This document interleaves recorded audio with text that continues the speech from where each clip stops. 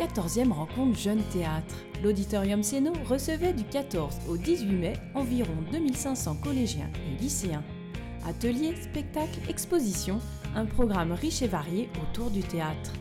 La journée du lundi était réservée aux primaires avec une découverte du milieu du spectacle. La régie, son et lumière, visite du plateau et des loges, et tout cela expliqué par les techniciens de l'auditorium.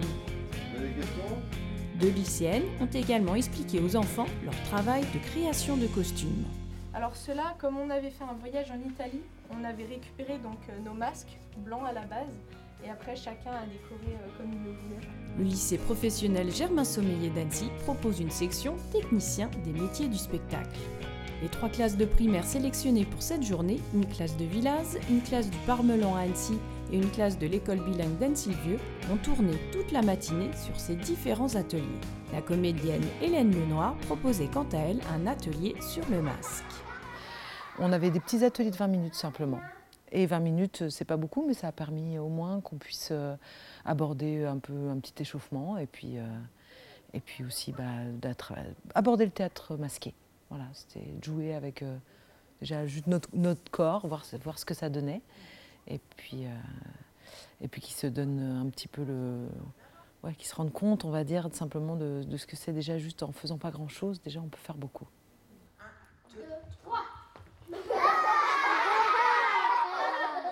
En même temps, en salle de répétition, 2 conteuses les ont emmenés en voyage.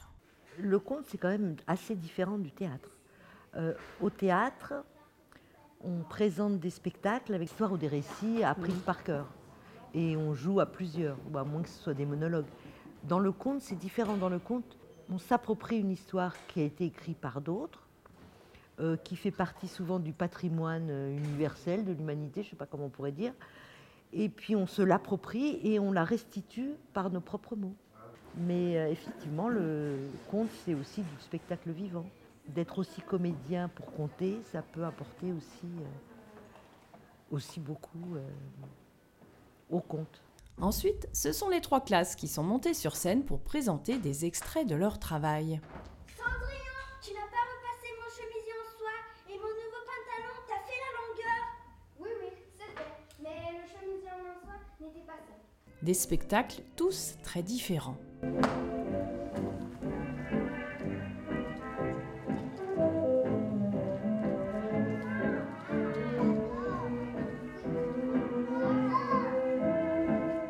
Et Hélène Lenoir était là pour les aider à avancer. Alors moi, je vais leur faire un petit retour sur ce que j'aurais vu.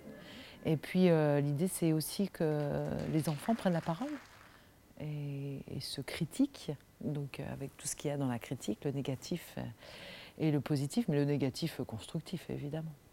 Le truc, c'est que quand on est sur la scène, même s'il y a une erreur, il faut un peu tricher. Il faut faire comme s'il n'y en avait pas. Donc il faut éviter de faire...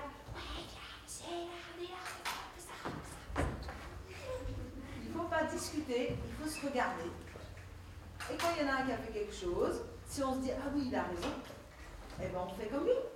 L'après-midi, les 3 classes ont pu découvrir le spectacle La vraie fiancée d'Olivier Py. Vous parlez toujours à ma place. C'est votre désir que je dis. Elle est muette comme un dieu. Je serai cruelle comme un dieu. Voulez-vous être un homme avec des désirs inassouvis, des réconforts bancals, des amours dérisoires, l'anonymat, la culpabilité, l'ennui? Non, je ne veux pas être un homme. Quoi là? On présente aussi traditionnellement, depuis un certain temps, le jour de l'ouverture, le travail de notre classe de 5e, puisque c'est la journée des primaires, et à destination des CM2 essentiellement. Donc ils sont en âge de comprendre les enjeux des pièces qui sont jouées par les 5e, et en général ça se passe toujours très bien. C'est donc ce qu'on a fait cet après-midi. Donc c'est notre classe de 5e, classe horaire aménagée théâtre, qui a présenté son travail, alors qu'il était un travail en cours, il n'est pas complètement abouti, puisqu'il sera joué les 5, 7 et 8 juin. Mais enfin, voilà, il était déjà suffisamment avancé pour qu'on puisse le présenter. Oh mon ange, viens, mon secours! Il ne viendra pas. C'est l'ange des enfants qui travaille, pas des amoureux qui souffrent. Pour lui, ce n'est rien. Ce n'est rien? Alors il ne se soucie pas de la clé du monde? Il a trop à faire avec les affaires des innocents. L'amour est-il infini? Oui. Intarissable? Oui. Incommensurable? Oui. S'il m'a oublié, alors la rose qui poussait sur la tombe de ma mère, cette rose si miraculeusement belle, elle-même est Ensuite, il y a toujours un échange, c'est-à-dire ce qu'on appelle un bord de scène. Hein. Donc nos élèves reviennent et ensuite ils répondent aux questions des primaires. C'est toujours un instant intéressant parce qu'on se rend compte que les questions des petits, enfin je dis petits entre guillemets, les miens ne sont pas beaucoup plus vieux, mais les petits, leurs questions sont toujours pleines de pertinence et pleines d'intérêt. Et c'est intéressant aussi pour les nôtres de s'interroger sur leur pratique et ça leur en donne l'occasion. En soirée, inauguration de ces rencontres Jeunes Théâtre avec Joseph Paleni, directeur de l'auditorium, Dominique Puteau, maire adjoint à la culture d'Annecy Commune Nouvelle et Jean-Louis Ourdin, parrain des 14e RJT. Comédien, metteur en scène, il cultive l'art de la création collective et l'esprit du cabaret politique.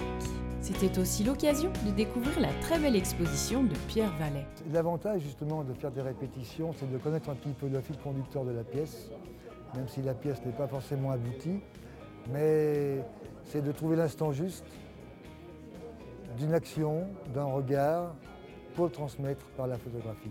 Pierre Vallet a sorti pour l'occasion un livre intitulé « Bord de scène », dont l'exposition comporte une vingtaine de photographies. Et dans le livre, il y a 75 photographies avec un texte de Baptiste Marais et de Jean-Louis Ourdin, qui est le parrain de ces 14e rencontres. L'expo est visible en mairie jusqu'au 8 juin et vous pouvez acheter le livre auprès de l'auditorium. Une 14e édition très réussie grâce à une équipe de professionnels et des professeurs toujours aussi passionnés.